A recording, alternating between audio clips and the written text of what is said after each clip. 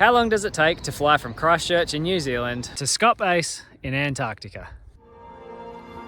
See you, buddy.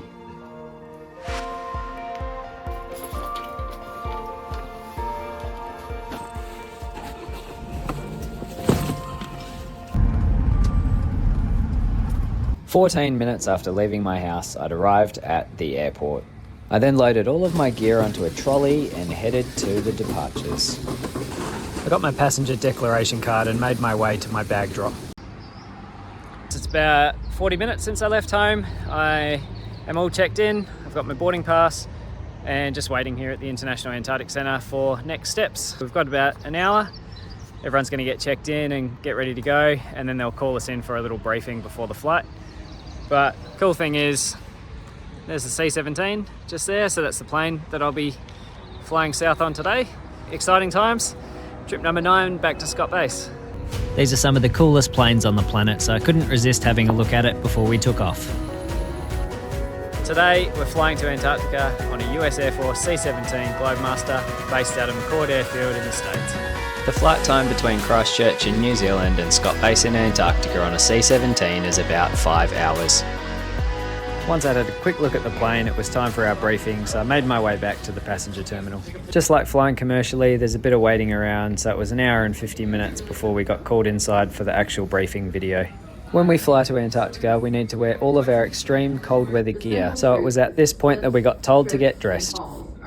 2 hours and 6 minutes after leaving home, I was in a queue ready for my final passenger screening. Just like flying commercial, they check all of our hand baggage. Because we've got all of our cold weather gear with us, this process takes a little bit longer than it does in a regular airport. We're allowed 40 kilograms of checked-in luggage and 10 kilos in our hand luggage, which does not include our extreme cold weather gear. Although we don't actually fly out of one of the terminals at Christchurch Airport, we still have to go through the screening because we are passing security. It's been about 2.5 hours, just passed through security. About to get on the bus. At this point, all we've got with us is our hand luggage, as our checked luggage has already been driven to the plane. There are usually 2 buses that drive us across to the plane, and I was on the last one because I was busy making this video. There are no fancy ramps like in a regular airport, and because we are entering past a security area, we're driven to the plane in a bus. This Airbus A319 isn't our plane, but it is flying to Antarctica on the same day. If you like planes and are interested in hearing a bit more about the planes that we fly on to Antarctica, please subscribe to my channel. I've got plenty of videos coming specifically about Antarctic logistics. The 2 planes in the background are LC-130 Ski Hercules, flown by the New York Air National Guard. It's a long flight, so as we board the plane, the crew hands us a lunch. 2 hours and 48 minutes after leaving home, I was finally on the plane. 3 hours and 26 minutes after leaving home, they shut the front plane door. 3 hours and 40 minutes after leaving home, we were at the end of the runway and the pilots fired up the engines. Before we knew it, we'd raced down the runway and had lifted off on our way to Antarctica. There's a small merch shop on board the C17 where you can buy hats, t-shirts, patches and stickers, with all of the proceeds going to local Christchurch charities. This is the toilet on the C17.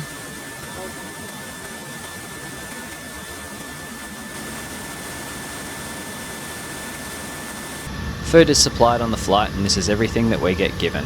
A bag of chips, 4 chicken, cheese and lettuce sandwiches, some cut up apple and pear, a Kit Kat, an OT slice bar, a cookie time cookie, a brownie, some cheese and crackers, some cutlery, and finally a refreshment towel. 6 hours and 40 minutes after I left home, we were all invited to the flight deck to chat to the pilots. Although they don't get a whole lot of time in Antarctica, many of the pilots I've spoken to have said that this is their favourite deployment.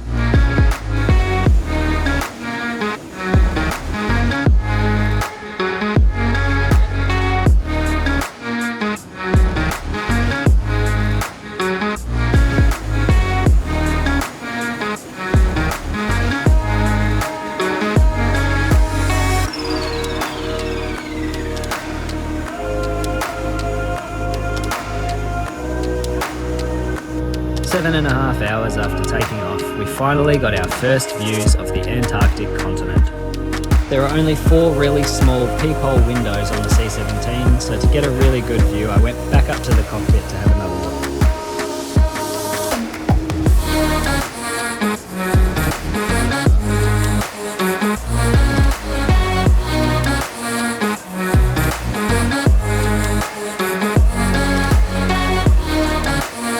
This area of Antarctica is called Northern Victoria Land, and it's full of mountains, glaciers and lots of sea ice.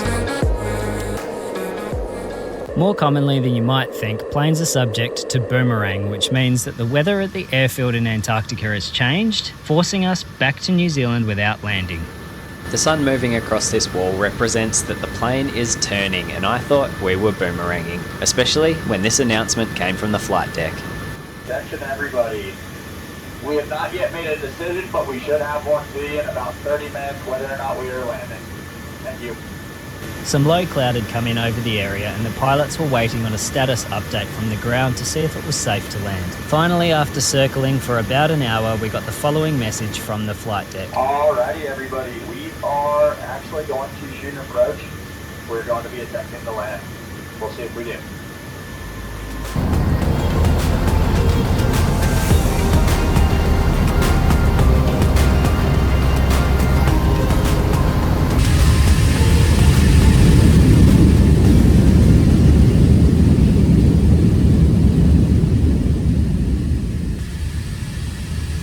Nine hours and 38 minutes after leaving home, we had finally touched down in Antarctica.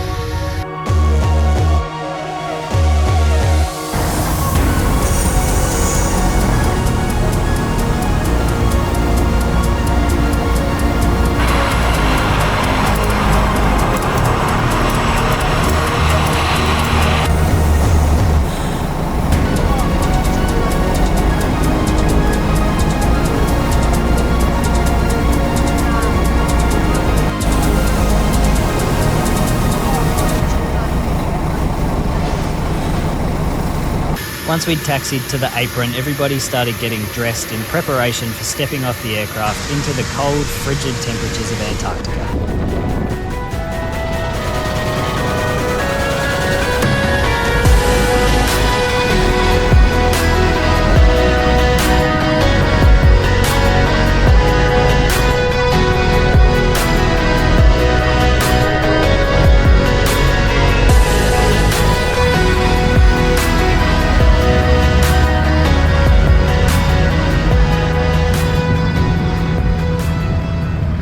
We got picked up by the Cress, which is surely a contender for the biggest vehicle in Antarctica.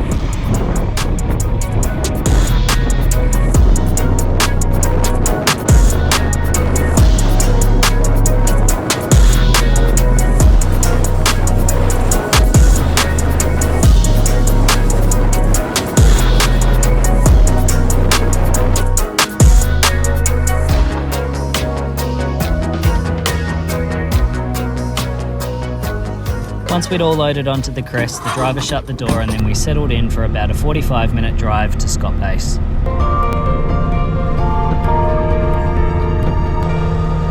Further ahead,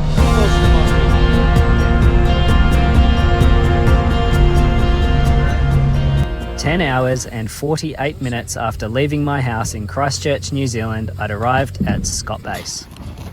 A few minutes after getting off the Crest, we were all walking towards the front door of Scott Base, which takes us through to the locker room. Just shy of 11 hours after leaving my house in Christchurch, New Zealand, I'd arrived at my new home. Our checked baggage doesn't arrive until later in the evening, so we've got a few hours to survive with just our hand luggage. Because it's been a pretty long travel day, the first thing we do when we get to Scott Base is heading to the dining room to have some dinner that the chefs had kindly put aside for us. And after we arrive at Scott Base and we've had dinner, we usually get a bit of time to go get familiar with our new environment. And then at that point, it's been a pretty big day, so it's time to settle into bed and get ready for another big day tomorrow. I've spent 450 days in Antarctica, and if you're interested in hearing more about my adventures, please hit the subscribe button and follow along for more videos.